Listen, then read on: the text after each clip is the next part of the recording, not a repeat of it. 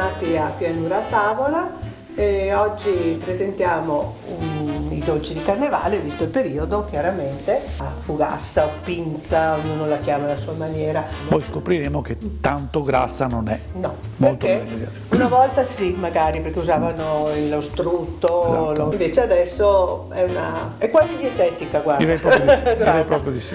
Naturalmente poi ci sono anche i classici dolci fritti, come i crostoli, noi li chiamiamo così, qualcuno li chiama galani, chiacchiere. E comunque sono sempre le stesse cose, pasta dolce fritta.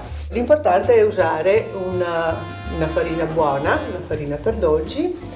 Io per queste ho usato la farina Febbre 5, che è proprio tipica per dolci. Invece per la fugassa, questa è una storia molto molto antica.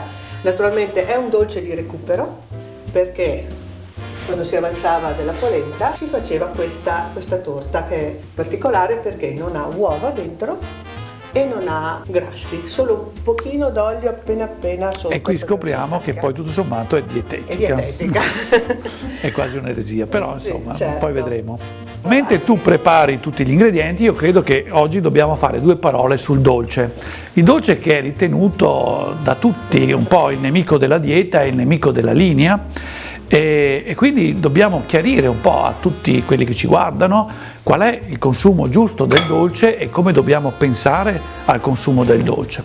Intanto vorrei raccontarvi una cosa, cioè che di tutti i gusti che l'uomo può apprezzare, quello del dolce è il gusto che è geneticamente predeterminato, cioè il bambino quando nasce sa riconoscere il dolce. E qui dobbiamo raccontare un po' una storiella sulla nascita, perché vedete, il bambino quando è nella pancia della mamma è in un ambiente ovattato, è in un ambiente riscaldato, quindi è in una specie di paradiso.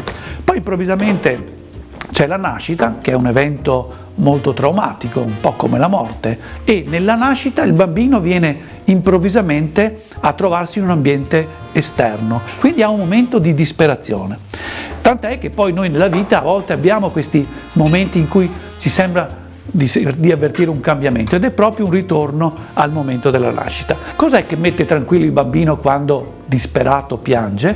Il fatto di attaccarsi al seno della mamma e sente il sapore del latte della mamma, sapore che è dolce e che lui riconosce immediatamente, perché il sapore del dolce è geneticamente predeterminato. Tutta la vita noi ci portiamo dietro il sapore del dolce e associamo al sapore del dolce il momento della tranquillità, della serenità. Allora, tutto questo per dirvi cosa? Che noi dobbiamo tornare a consumare il dolce come momento di gratificazione, come momento della festa, perché in passato il dolce si mangiava la domenica. Oggi il problema che noi abbiamo è che mangiamo dolci tutti i giorni.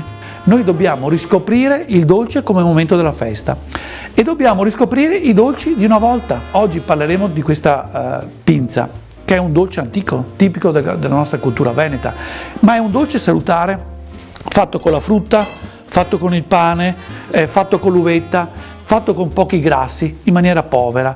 È un dolce buonissimo e non è il dolce industriale standardizzato. Dobbiamo fare in modo che i nostri bambini facciano il dolce con noi, così il bambino capisce l'importanza del dolce anche come gratificazione, come momento della festa. Dobbiamo abbandonare l'idea di arrivare a Natale stanchi di mangiare il panettone, dobbiamo mangiare il panettone a Natale, dobbiamo mangiare le frittelle e la pinza a Carnevale, dobbiamo mangiare il dolce nei momenti della festa e dobbiamo riscoprire i dolci fatti in casa con ingredienti semplici, in cui anche la frutta può diventare una parte importante del dolce. Ecco, adesso direi che io ho parlato anche troppo, tu vai avanti con la pinza. Io intanto ho fatto un lavoro un po' faticoso. Bene. Perché la polenta avanzata ovviamente non è morbida. Bene. Adesso qualcuno la fa anche con la polenta appena fatta, però questo è veramente quello che si faceva una volta, la polenta appena fatta si mangiava. Quindi passata allo schiacciapatate. Questo è il pane biscotto che vedete, un pane particolare prodotto sempre con farina Petra 1, quindi non è bianchissimo. Io l'ho messo ieri sera ancora con il latte bollente sopra, in modo che è diventato come una crema. Deve essere veramente morbido. Perché noi dobbiamo anche parlare di aspetti della sicurezza alimentare. Certo. Il lavaggio delle mani fra un'operazione e l'altra o il cambio dei guanti è una cosa fondamentale, perché ricordiamoci che il 70% delle tossifezioni alimentari hanno origini domestiche e quindi si possono contrarre proprio nelle preparazioni casalinghe. Mettiamo questa crema proprio di pane e latte. Mentre tutti i dolci carnevaleschi sono fritti, questo è un dolce di carnevale non fritto, quindi viene cotto al forno se non sbaglio, e quindi sicuramente molto molto interessante. Siccome con questo impasto possiamo fare anche le frittelle, per fare le frittelle la mela è meglio grattugiarla. L'arancia io la grattugio un po' così grossina, proprio per trovare il pezzettino di buccia, che naturalmente ho lavato e asciugato per bene. Poi mettiamo anche quella del limone, il limone invece lo facciamo più piccolino. E poi mettiamo il succo anche di questi 2 agrumi che danno morbidezza. Allora, mi chiedono spesso la ricetta. Le dosi sono poche.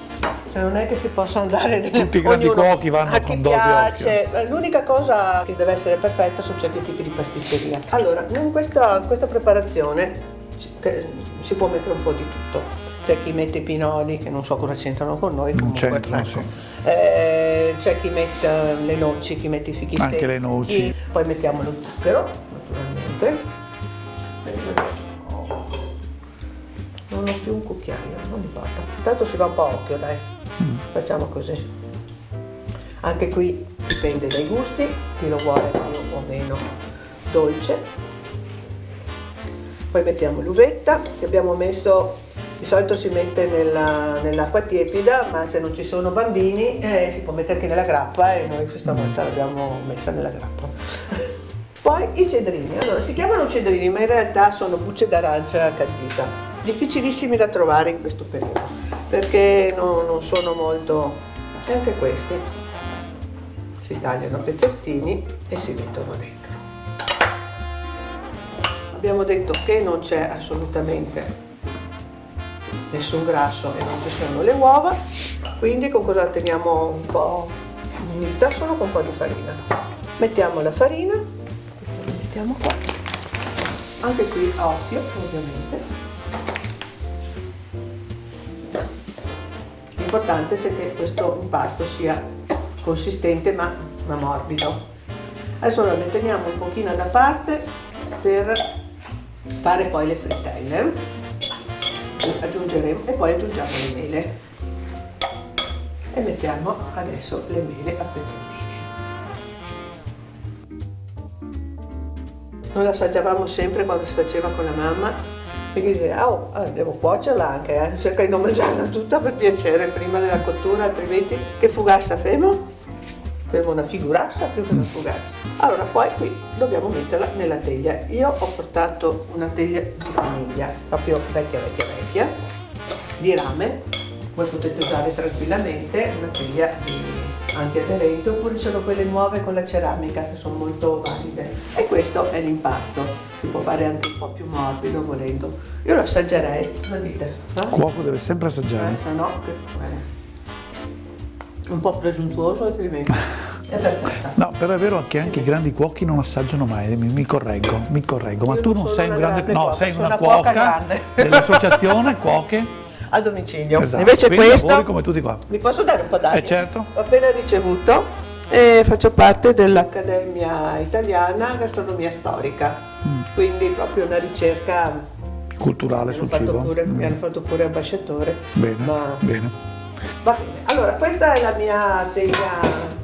Qua faccio la fugassa e lo strudel, perché lo strudel qui diventa squisito, fa caramellato, sì, però la mia mamma abbonda molto in... Faccio notare come una volta le mamme insegnavano ai bambini a far da mangiare, sì, ecco, questa è la cosa che io vorrei ritornasse, che le mamme facciano vedere i dolci ai bambini, si facciano aiutare, perché già questa preparazione è una forma di educazione alimentare. Certo.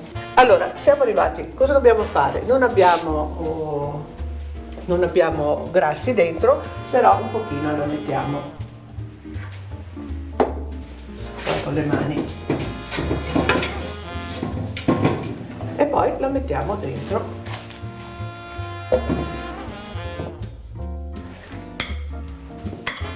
Poi la livelliamo per benino. Ecco, qui è una quantità un pochino poca, per questa di solito si mette un pochino di più perché tende Resta a morbida. crescere e poi però si abbassa, quindi è meglio un pochino più altina. Comunque ancora un pochino d'olio, proprio un filo, e poi in forno.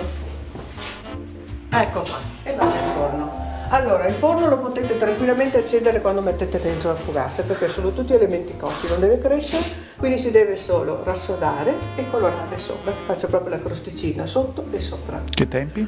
I tempi circa un'oretta e a temperatura circa sui 180-200 gradi al massimo, non molto di più, altrimenti tende a scurire troppo sopra. Questo è il risultato finale dopo la cottura. Invece con quel po' di impasto che abbiamo tenuto da parte aggiungiamo un uovo, poi aggiungiamo la mela, invece di farla come l'altra volta a pezzetti, la grattugiamo. Naturalmente questo è un metodo, ma ci sono tantissime. Allora, le vere frittelle veneziane, almeno spero di non dire una corbelleria, sono fatte appunto così, poi non erano rotonde praticamente, le facevano cucchiaiate nell'olio e quindi venivano un po' larghette, un po' particolari, con un po' di farina, più ovviamente bisogna aggiungere un po' di farina perché altrimenti durante la frittura. Però ecco, non devono essere perfette, vengono fritte a cucchiaiate, esatto, e poi si passano nello zucchero semolato, non si mette lo zucchero a velo. E questa è la preparazione delle frittelle. Poi chiaramente penso la frittura sempre con l'olio extravergine d'oliva se vogliamo usare questo, oppure una valida alternativa è quello di arachide. Un'altra cosa sui galani interessante, quando ero piccolino io sempre, fare dei ripieni con la mostarda, quindi noi li chiamiamo cappelletti con la mostarda, e anche questo ruffioi con la mostarda, e anche questo è un dolce che sono riuscito a far fare a una pasticceria come ripresa di un vecchio dolce e che ha un grosso successo molto interessante con la mostarda veneta. Questi invece sono i classici galani, ho spiegato prima. Ecco, questo è il nostro excursus completato. Chiaramente speriamo di essere stati esaurienti. Vi diamo appuntamento per la prossima puntata di Pianura a tavola di marzo, e qui parleremo di un pesce molto importante, pesce conosciuto nel mondo, lo stoccafisso o baccalà, e poi è sempre merluzzo, sia uno che l'altro. Grazie e arrivederci alla puntata di marzo. Arrivederci.